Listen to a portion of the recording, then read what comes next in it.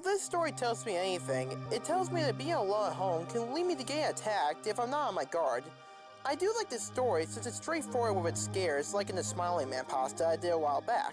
It's relaxing not to have a story about an insane monster that wants to randomly eat ya. So for what we got, I think we got a pretty decent story on our hands. And there ain't no way I'm gonna get murdered by a serial killer that escaped from prison tonight. This is the freakiest shit that I've ever had to deal with in my life. One day, after a long day at school, I arrived home feeling unusually excited. I had studied at the library for an hour before coming back to my house, but I couldn't have been quicker to get away from it, because today, unlike most days, my mom and dad were out, visiting my sick grandfather. It wasn't often that I got the opportunity to stay in the house on my own, but when I did, like that day, I usually spent my time surfing the internet and watching TV. When I first stepped into the house, fully expecting a thrill to go through me at being home alone, I instead felt a slight ping of unease.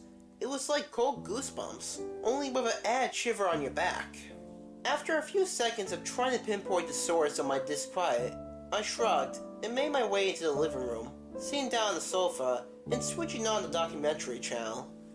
There was nothing interesting on, just something on psychiatric hospitals, a story about prison, and how flowers grow.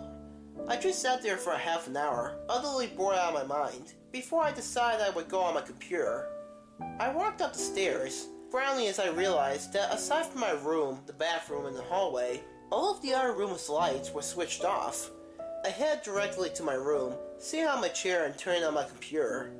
Again, nothing interesting, just more stories about jail and whatnot. So instead of looking for stories, I just watched videos on YouTube about aliens. Soon after, my phone started to ring. I turned it on and held it to my ear. It was my mom. There had been an issue with the car, and I was supposed to meet them down at my grandpa's house. It was about 3 miles away. With a resonated sigh, I closed the laptop, pausing it to power down. Stuff like this happened. It was life.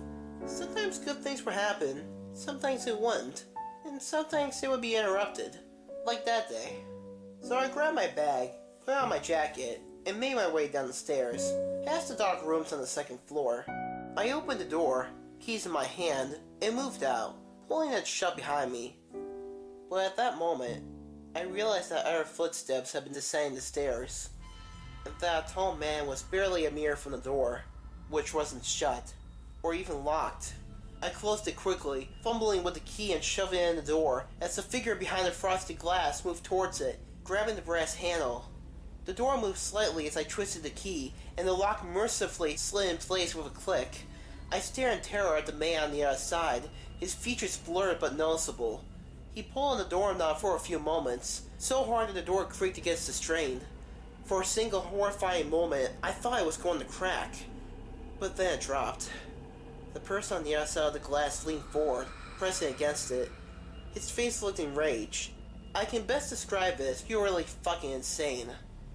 He pulled again on the door, trying harder, before after a fire wrench, dropped it, and moved back into the house. After a few moments, he disappeared into the living room. At that point, I realized that my hands were shaking. The only thing going through my mind was, what the fuck, what the fuck, what the fuck? But for some reason, I found myself holding my phone towards the window of my house. There was nothing, and then the shape of a man moved by. I snapped a picture, then ran. I called my mom and dad while going down the road, telling them that a man had been inside our house. They protested against it when I told them, telling me that it was a funny joke.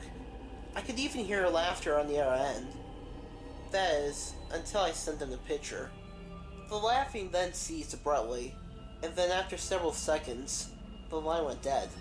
That terrified me even more than I already was. I met my mom and dad on the road about 20 minutes later. My mom was crying uncontrollably, and my dad was bright-faced and shaking. They brought me to a police station, where a police commissioner told me what was going on. Earlier that morning, there had been a breakout from the city jail. Reports were still rather sketchy, they said, but what they know for definite was that 3 high-security prisoners escaped, killing a guard in the process.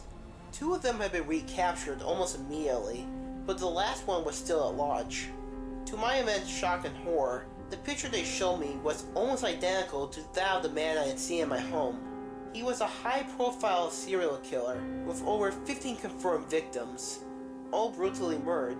He targeted them when they were most vulnerable, asleep, in a dark alley, or alone in their home. That was the thing I had seen on the news earlier, the incident at Bournemouth Prison.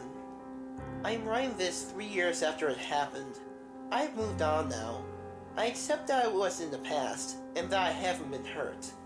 Well, physically at least. But this is just a warning to you. This man, whoever he is still out there.